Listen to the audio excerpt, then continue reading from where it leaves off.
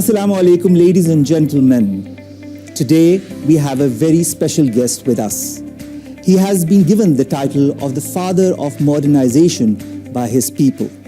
He has been the world's longest serving elected prime minister and has overseen his country's transition to an industrialized nation. He has given his country the leadership that has brought political stability, economic growth, and prosperity to his people. He has welcomed foreign investment, reformed the tax structure, and reduced trade tariffs. On popular demand, he acquiesced to contest the elections in January last year, and following a stunning victory, was sworn in as Prime Minister for the second time the following day. He is a dear friend of Pakistan and is held warmly in the heart of Pakistanis. He is the Prime Minister of Malaysia, His Excellency Dr. Mahateer Mohammad. Thank you so much, sir, to have given us the opportunity to talk to you. You're welcome. This is not the first time that you've been to Pakistan. Our Prime Minister Imran Khan last year in November went to Malaysia, and you had said that the visit of our Prime Minister had spurred greater cooperation between the two countries and its peoples.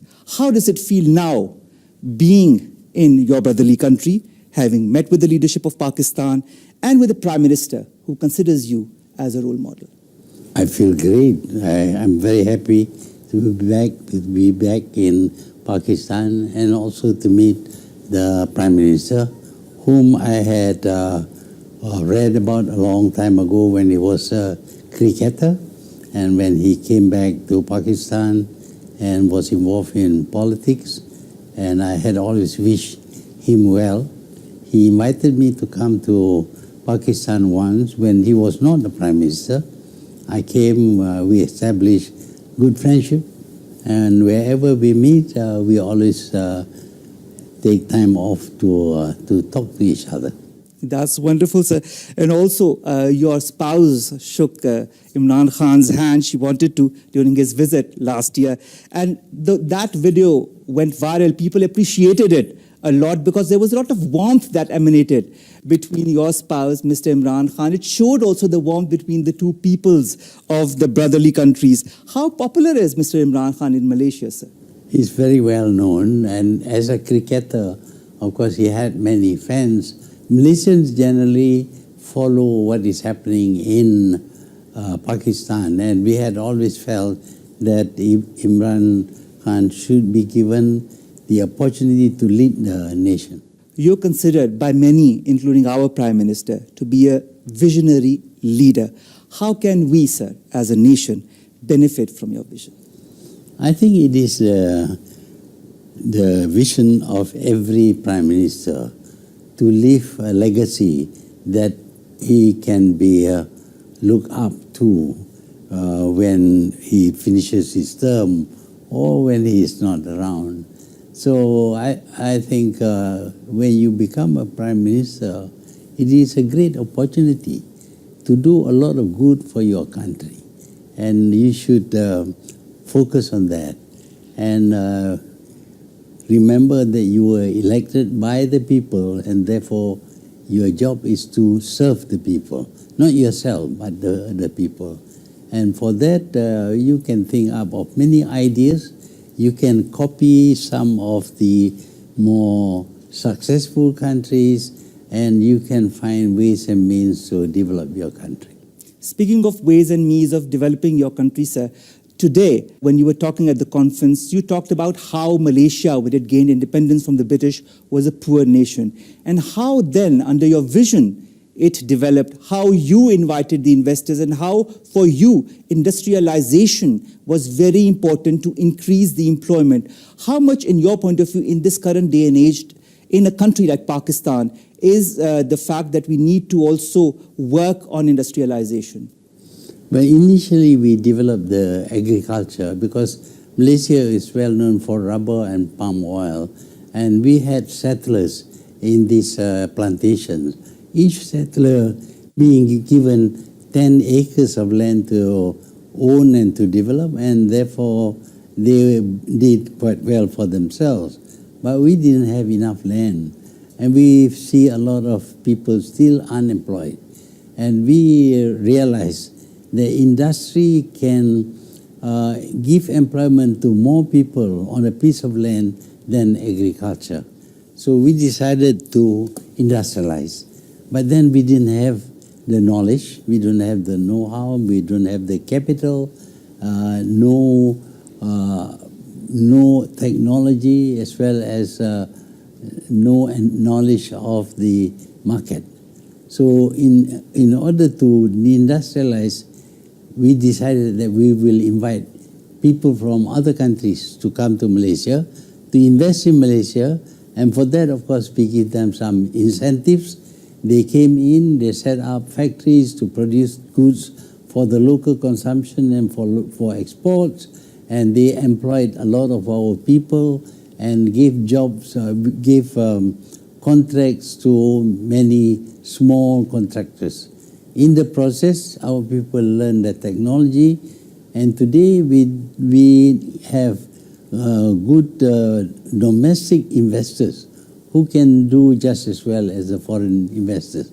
Still, we continue to invite foreign investors. But you also have talked about how important is exporting your goods more than importing goods. You need to be an export-oriented nation, because you talked about that now during your visit to Pakistan and also during other visits. One of the major incentives for attracting investors is also peace. You have fought an insurgency in Malaysia, psychologically and militarily. We have fought 2 wars on terror, very important wars. We've lost tens of thousands of people. How important do you feel has been Pakistan's role in eliminating terrorism and becoming a peace-loving nation? Quite definitely, Pakistan has to be peaceful and stable if it is going to attract investments domestically as well as from foreign sources. So Pakistan has succeeded in reducing or almost eliminating terrorism in Pakistan, and now it should be able to remain stable. But of course, the people will make demands on the government, and the demands of the people must be attended to, because otherwise the country will not be stable. And when the country is not stable, it cannot grow. It will not attract investments. All right, sir, for stability also, one thing is very important, that is very common between your leadership and the leadership of our Prime Minister Imran Khan, that is elimination of corruption. How did you achieve that in your country? How did you eliminate corruption in your country? And what advice would you like to give to our leadership in that regard? I think corruption can really be dealt with if we have the right ethical values. That we reject corruption because it is a crime in the first place. It is, from the religious point of view, it is sinful. And if people have that set of values of rejecting corruption, that will be the most effective way to reduce corruption. So we need to teach people to absorb new ethical values. But at the same time, we have to have laws which will punish people who are involved in corruption. But the most important thing is that the leadership must never be corrupt. Once the leadership is corrupt, then there is no way you can stop corruption. That is very true, sir. One of the important elements that our current government is working on as well to improve its economic state is promoting tourism. You must have heard of a new policy as far as giving visas to different countries is concerned. We have a lot of places that can be visited by these tourists, and whoever has visited Pakistan so far from abroad has only gone with praise for this country. You also have tourism as a major part of your economy. You generate $22 billion through tourism. What are the factors that are important in your point of view, sir, to promote tourism in a country? Firstly, of course, the stability and the peace in the country. That is absolutely essential. But we have to have good organization. We have to promote tourism by some incentives. We develop good people who are very skillful in the tourist business. We have to be hospitable. We have to be friendly towards our visitors and provide them with what they need. At the same time, of course, we need to promote all the best features of our country. How have you found Pakistan during all the times that you've come to our country? Well, it is fantastic. I feel very comfortable here, and I think you have the ingredients. But for population of 200 million people, the number of tourists, of course, is not compatible with that number. Our ambition in Malaysia is to have one tourist per head of population. Now we have 32 million people in Malaysia. We have 27 million tourists a year. So we are creeping up to the number. But of course, we need to put in more effort because when the figure is big, growth becomes slower. Now, speaking of the commitment that both countries, that is Pakistan and Malaysia, have, there are a lot of commonalities in the commitments that the current leadership in both countries have. One is to collaborate more closely on issues that affect the Muslim world, especially I would like to talk about Islamophobia and the issues that plague the Muslim world, whether it be Kashmir, whether it be Palestine. We have seen what has happened in Christchurch recently as well. How can one remove that essence of Islamophobia, sir, that exists the world over? Well, we can look at the attitudes of our critics, but we must also look at ourselves. Have we done anything to deserve that kind of name? If we look at ourselves, there are instances which contribute towards this perception. But if you want to make Islam less hated, we need to find out what wrongs that we have done. Although we like to say we did no wrong, but we have to admit that something has been done which is wrong. We try to eliminate that. At the same time, we need good publicity. We need people who talk sense to explain what Islam is all about, and to say that this is a deviation from the teachings of Islam. Because Islam teaches us not to fight, not to kill each other, not to indulge in violence, but we are not following the teachings of Islam. So if we can explain the religion to the audience, and today we can reach everyone through the internet, through the social media, and also the normal media, we should be able to tell our story and not allow the media to be dominated only by foreign members of countries which have no liking for us. It's very important in this day and age to understand and to use media properly for the benefit, and also to make people understand that Islam is and has always been a religion of peace. Now, sir, how do you foresee the long-standing and substantial economic, commercial, and investment ties between the two countries, and what efforts, in your point of view, could be made to intensify that cooperation? In the first place, both must want to have greater trade with each other and greater investment by each other's country.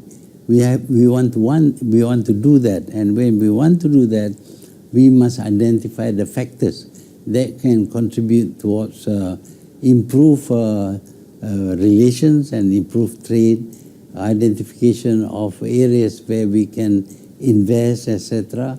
Once we have this information, and also information on the laws, the practices in each other's country, then we can find ways to simplify procedures, bureaucratic procedures, for example, and make it easy for people to trade and to invest. Speaking of trade, investment, commerce, you look up to Japan and Eastern countries as role models. What are the specific points that you have been attracted towards from these countries? Well, the first thing is they are very hardworking, very diligent, and have a strong sense of shame. In the old days, they used to commit suicide if they failed to do anything. But of course, now they don't do that. But to avoid being ashamed of themselves by doing the best they can to fulfill the work that is given to them. They must have good quality work, they must be prompt, they must live up to the expectations. In 1998, the Southeast Asian region witnessed an economic crisis, but Malaysia was the only country that withstood it. You came out of it through homegrown solutions. What were those homegrown solutions? No, we were getting advice from the World Bank, from the IMF. But when we study the advice and if we follow them, we will become worse. All they wanted to do was to help us to pay our debts to the banks that we have borrowed from. But when we borrow money from them and pay our debts, we still borrow money from them. Now we are indebted to IMF and the World Bank. It's not a solution. We want to find a solution where we will be able to handle things ourselves without having to borrow from these countries. So what we did was to fix the exchange rate, because we identified the crisis was due to currency traders devaluing our currency. By selling our currency, which they didn't have, they sold our currency a lot in the market. And you know, as usual, when the supply is big, the value goes down. So our currency was depreciating. And when currency depreciates, we become very poor. So in order to stop them from currency devaluing our currency, we decided that we will not accept any devaluation by them. We fix the exchange rate and we guarantee that we will make available money at the exchange rate that we fix. So they cannot devalue our currency, they cannot dispose of our currency. They have to come to our currency, and the rate is fixed. It's 3.8 per US dollar. How long did it take you to come out of that crisis in 1998? Well, it began in 1997, and by end of 1998, we were able to come up with something that will stop the currency trading. All right, mashallah, that is wonderful news, and I hope we can also learn from these practices, as has been cited by our Prime Minister Imran Khan. Now, sir, speaking of countries, defense is very important for any country. We need to defend ourselves from elements from inside and from outside that plague our country. You and Prime Minister Imran Khan last November, when he visited Malaysia, had reaffirmed the importance of a memorandum of understanding on the defense cooperation, and you look forward, of course, to the 13th Joint Committee on Defense Cooperation that will be held later this year. How important is the defense cooperation between the two countries, sir? Very important. What we notice is that Muslim countries have got no capacity to produce their own weapons. They're always dependent upon importing their weapons or buying their weapons from other countries. And because of that, they become dependent on those countries for the defense of their country. But what we should do, of course, is to be able to provide ourselves with the defense weapons that is needed for the defense of our country. But that requires huge volume. Malaysia certainly doesn't have the volume. We have only 32 million people. You have 200. And of course, if we add together, the market becomes bigger, the need becomes bigger, and therefore it becomes possible for us to go into industries which require huge investments. You've been the defense minister in the past. You've also been the education minister, sir.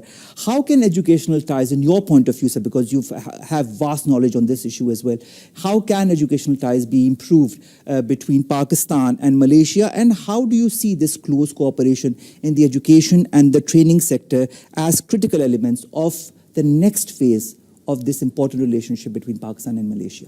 You must know what you need for your country.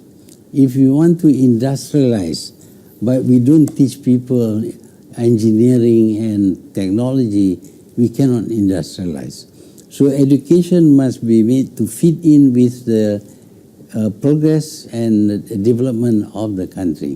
Whatever area that is required, we must fit education to that area. Today, it is all about IT and knowledge-based technology.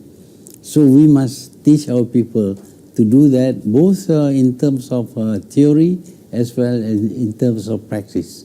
We have to have the skills to fill in the new jobs required, because we are going to change the country into this fourth industrial revolution. Part of the fourth industrial revolution is also the telecom. You've signed 3 MOUs with Pakistan as far as the telecom industry is concerned. You've also signed one in the automobile industry, your Proton car. Tell us a little bit about that, because that was a very interesting concept that I saw coming out of Malaysia that Pakistan can also benefit from. We realized that in order to industrialize, we must have engineering capability. If you manufacture a car, you learn a lot about manufacturing, about engineering. So we can have new engineering business. So when we build a car, we need about 4,000 parts, all of which are provided in using different materials, different way of producing. So if we can master the manufacture of a motor car, you will learn a lot about engineering, about manufacturing, and that will contribute towards industrialization of your country. So we bring in the car, a national car we call it, and because of the need for us to learn how to produce a car, we now can produce other manufactured products as well. All right, sir. It's very important for true brotherly nations like Malaysia and Pakistan to foster the ties, to strengthen the cooperation and the relationship that exists. Are there some sectors that still remain as far as forging that unity is concerned? Do you feel there are some lacunas as far as this cooperation between Malaysia and Pakistan is concerned that could be filled up in the months and years to come? Well, one of the things that is important is, of course, the friendship between two leaders, the leaders of the country. And that we saw, sir. Yeah, and that is very important, because then we talk the same language. We understand the same problem and the same ambition for our countries, and on that basis we can exchange information and we can tap all the resources available in both countries. We know that Pakistan has got a lot of natural resources and also manufactured products. So do Malaysia, and maybe we can complement each other. All right. Speaking of complementing each other, I know that you love Pakistan. I know that the feeling is vice versa. We in Pakistan love you as a leader and love the Malaysian people as well, because there's that certain warmth that emanates between the two peoples when they meet each other, sir. What is the message that you'd like to give to the people of Pakistan through PTV? Well, although we love each other, as you say, but on the people-to-people contact, it is still not satisfactory, which means that we should encourage tourism between the two countries. We would like to see more Pakistanis come to Malaysia and more Malaysians come to Pakistan. Then, of course, they will develop friendship and knowledge of each other. At the same time, I think if we are educating our people, we will need to exchange scholars or even to send scholars to each other's country so that they are educated in the same institution and therefore they know each other and when they are later involved in business, they know whom to meet and whom to partner with. We look forward to that partnership, to that enhancing of relationship, as you very well said, between our two brotherly countries. And we look forward to more visits between the leaders of our two countries, because it's very important also to improve on that relationship, because political and high-level visits improve on that. And we hope to see also all these Malaysian entrepreneurs and business leaders investing in Pakistan, as inshallah our business leaders will be investing in Malaysia as well. Ladies and gentlemen, that brings us to the end of this very exclusive interview of the Prime Minister of Malaysia, His Excellency Mahateer bin Mohammad. I'd like to end with two phrases, Excellency, that I learned just before the interview in your language. The first is Pakistan sayang tun Mahathir, and the second is Persahabatan Malaysia Pakistan Teros Barka Kalan. Thank you very much, sir. I hope that this friendship, this cooperation, this love that both leaders of Pakistan and Malaysia, that the peoples of the two countries and the industries of both countries have for each other fosters, develops, grows with time. Thank you for your time, sir. Ladies and gentlemen, that brings us to the end of this show. Allah Hafiz. And Excellency, thank you very much.